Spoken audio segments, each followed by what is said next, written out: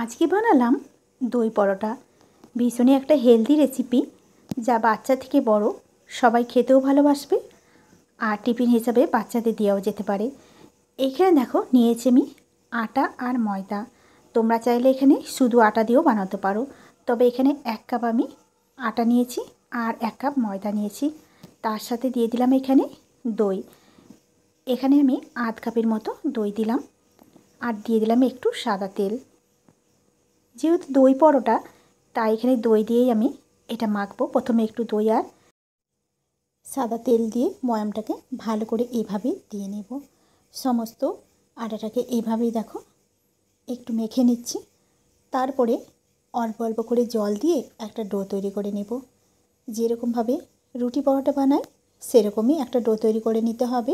এখানে আমি অল্প অল্প করে জল দিয়ে দেব। এখন এই আটাটা মাখা হয়ে গেছে, এটাকে রেস্টের জন্য আমি 10 থেকে 15 মিনিটের মতো ঢাকা দিয়ে রেখে দেব। অন্যদিকে এদিকে আমি নিয়েছি দই। এই একটা ছাঁকনির মধ্যে দইটাকে 7 থেকে 8 ঘন্টার মতো এভাবেই রেখে দেব। এতে করে দইয়ের যে সমস্ত জল সেটা ঝরে যাবে। তারপরে এই জল ঝরানো টক দইটা দিয়েই পরোটাটা বানাবো। জল থাকলে পরোটাটা বানানো যাবে না, তাই দেখো এবার এই জল ঝরানো টক দইয়ের মধ্যেই দিয়ে দিলাম আমুল দুধ। এখানে 2 চামচের মতো আমুল দুধ দিয়েছি। এতে করে দইটা বেশ একটু আঠা আঠাও হবে আর অতিরিক্ত যে দইয়ের টক ভাব সেটাও কিন্তু লাগবে না। পরিমাণ মতো এখানে দিয়ে দিলাম নুন। তবে যদি তোমরা চাও এই পরিবর্তে চিনিও দিতে পারো। এখানে আমি একটু স্বাদটা বাড়ার জন্য দইটার মধ্যে আমুল দুধটা দিলাম। যদি জলটা ঠিকমতো ঝরানো হয় এখানে কিন্তু কোনো আর প্রয়োজন হয় না দেওয়ার। এবার ভালো মতো করে দেখো মেখে নিচ্ছি। খুব সুন্দর করে সমস্ত উপকরণ একসাথে আমি মেখে নিলাম। এর মধ্যে এবার একটু ঝাল ঝাল বানানোর জন্য দিয়ে দিলাম কুচনো কাঁচা লঙ্কা। খুবই মিহি করে লঙ্কাটাকে কুচিয়ে নিয়েছি আর দিলাম কুচনো পেঁয়াজ। তবে হ্যাঁ, পেঁয়াজটাকে আমি কিন্তু ভালো করে ধুয়ে নিয়েছি, তারপরেই কেটেছি। কাটার পরে পেঁয়াজ ধুলে পেঁয়াজ থেকে জল ছাড়তে থাকে, তখন দেখবে এই যে ব্যাটারটা বানাচ্ছি সেটা একটু পাতলা হয়ে যায়। তারপরে এখানে পেঁয়াজ কুচি আর ধনেপাতা কুচিটা দিয়ে নিয়ে আবারও ভালো করে এভাবেই মিশিয়ে নিতে হবে। এই পরোটাটা যেমন নরম তুলতুলে হয়, খেতেও কিন্তু ভীষণই সুন্দর হয়। সমস্ত দইটাকে দেখো মেখে নিলাম। আরও একটু ধনেপাতা কুচি আর পেঁয়াজ কুচি ছিল, সেটাকেও আমি এর মধ্যে দিয়ে দিচ্ছি। এরপরে দিলাম খুবই সামান্য পরিমাণে একটু চিলি ফ্লেক্স। যেহেতু আমি কাঁচা লঙ্কাটা দিয়েছি তাই খুব সামান্য পরিমাণে এখানে দিয়ে দিলাম। আবারও ভালো করে মিশিয়ে নিতে হবে। দইটাকে ভালো করে দেখো মেখে নিয়েছি। ঠিক এইভাবেই দইটা মাখা হবে। অন্যদিকে যে আটাটা মেখে রেখেছিলাম এটাকে দেখো 15 মিনিটের মতো রেস্টে রাখা হয়ে গেছে।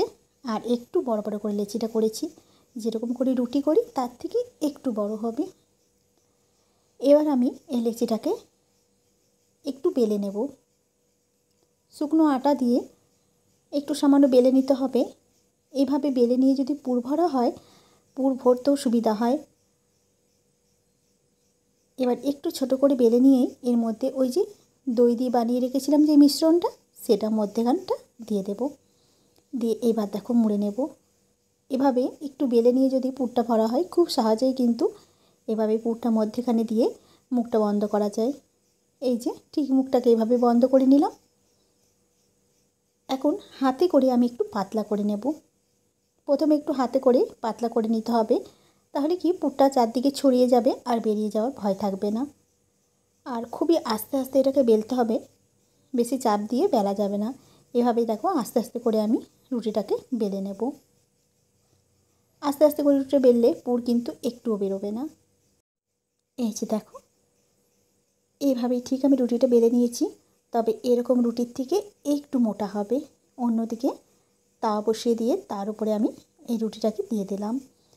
শুকনো খোলায় প্রথমে একটু দুপাশটা ভালো করে ভেজে নিতে হবে। দুপাশটা যখন একটু ভালো মতো শাঁকা হয়ে যাবে, উপর থেকে আমি এভাবেই সাদা তেল দিয়ে পরোটাটাকে ভেজে নিতে হবে। চুলার আঁচটাকে একেবারে লোয়ে রেখে এইভাবে চেপে চেপে পরোটাটাকে ভাজতে হবে। আর যেহেতু দই দিয়ে পরোটাটা মেখেছি, এর কারণে কিন্তু ভীষণই নরম হয় পরোটাটা। এবার দেখো দুপাশটাকে খুব সুন্দর করে চেপে চেপে সেঁকে নিতে হবে, যাতে ধারগুলো না কাঁচা থেকে যায়। দুদিকটাই খুব সুন্দর করে ভাজা হয়ে গেছে। এবার আমি নামিয়ে নেব। তৈরি হয়ে গেল আজকের রেসিপি দই পরোটা। আশা করছি আজকের রেসিপিও তোমাদের কাছে ভালো লাগবে। আর যদি ভিডিওটা ভালো লাগে লাইক কমেন্ট শেয়ার করতে কিন্তু একদম ভুলবে না। আজকের মতো রান্না এ পর্যন্ত।